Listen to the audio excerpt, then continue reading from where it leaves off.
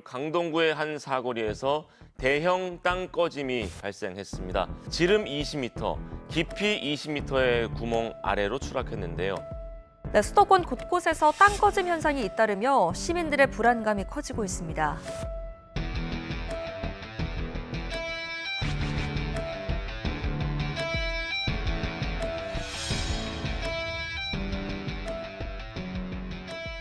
자, 제가 소개를 드리겠습니다. 43년간 땅을 연구한 싱크홀 전문가 정충기 교수님이십니다. 아유, 안녕하세요. 반갑습니다. 안녕하세요. 안녕하세요. 아니, 진짜 이게 교수님을 이제 저희가 싱크홀 전문가다 이렇게 좀 얘기를 드렸는데 어쨌든 이 땅 연구만 43년 하셨다는 얘기 아닙니까? 예. 야, 이건 진짜 뭐 전문가죠. 거의 한평생 땅에 대해서만 연구를 그렇죠. 하신 거라고 보셔도 되겠네요. 요 정도는 거의 뭐 반평생. 네, 이상이시니까. 반세기.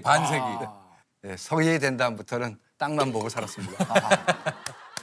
이게 이제 싱크홀이 생기는 원인은 정말 뭐 다양할 것 같은데 주로 그 싱크홀은 어떻게 생기는 겁니까? 뭐 싱크홀이라는 게 이제 크게 구분하면 네. 자연적으로 지질학적인 원인에 의해서 발생하는 게 있고 그리고 인위적으로 그 우리가 지하 공간을 개발하다가 생겨나는 두 가지로 구분할 수가 있는데요.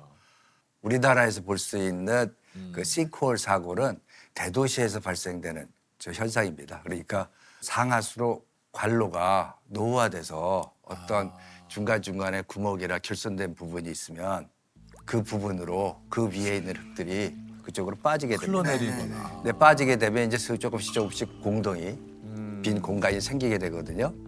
결국 너무 크게 확대되면 그다음에 무너지게 되는 거죠.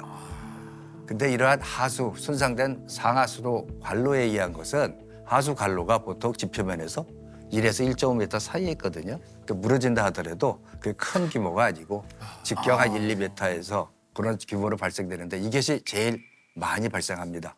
사실 그전에는 싱크홀이라는 얘기를 그런 얘기가 뭔지를 사실 처음에 들었을 때 몰랐거든요. 근데 이제 일상에 우리가 뭔가 이 싱크홀이라는 게 확 와닿은 게 우리나라에서 발생하는 이런 도심 속에서의 그렇죠. 싱크홀.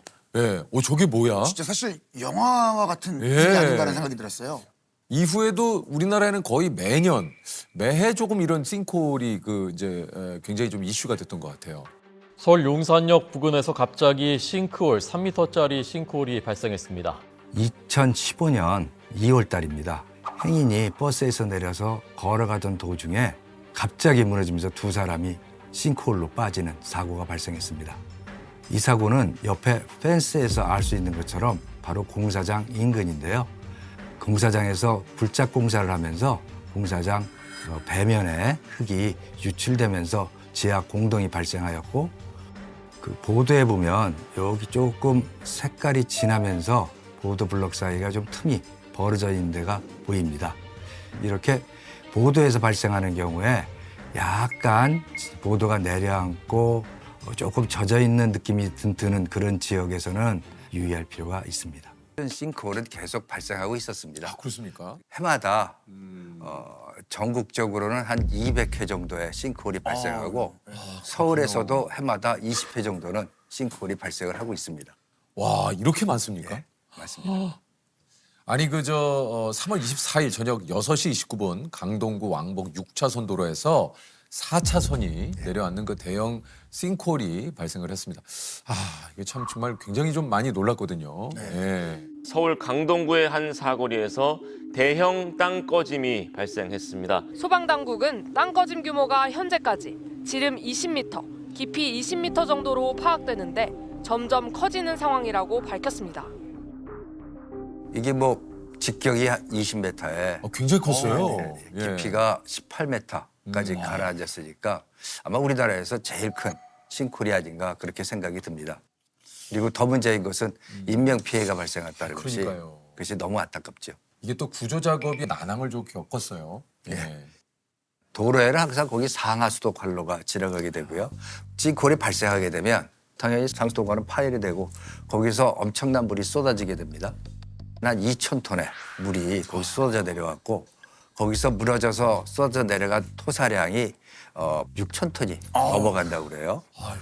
근데 이게 물하고 흙하고 섞여버렸으니까 이거 완전히 진흙탕이 돼버렸잖아요. 그러니까 사람이 밟고서 내려갈 수도 없으니까 그 소방대원들이 내려가서 직접 화내가면서 작업을 해야 되니까 굉장히 당황을 했을 거예요. 이게 저 영상을 보면은 갑자기 이제 그 도로가 푹 꺼지면서 1분도 안 돼서 이제 추가로 막 이게 무너지더라고요. 예.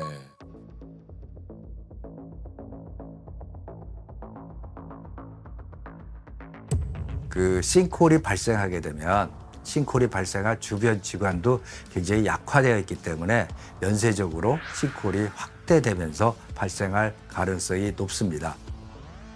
그리고 이 사고에서 우려되는 점은 지금 보시는 바와 같이 저게 사고가 돼서 계속 싱크홀이 확장되는데도 불구하고 옆에서 차량이 계속 지나가고 있습니다. 그 주변을 지나가던 차량이나 사람들은 발생 지역으로부터 멀리 떨어지는 것이 바람직합니다. 이번 사고에 좀 특별한 전조 증상 같은 건 혹시 없었습니까? 비슷한 규모의 사고가 5년 전에 구리에서도 마찬가지로 발생을 했었습니다. 그 구리시에서 집안암벌 발생된 데도 이 강동구, 명일동 이 지역이랑 직선거리로 5km밖에 안 떨어져 있습니다. 그래서 아마 지질학적인, 지형적인 원인에 의해서 발생한 집안 특성이 양쪽이 유사할 거다라고 생각이 들고요. 그리고 또 하나는 두 구간 다 그 하부에 도로 하부에서 터널 공사를 하고 있었고요.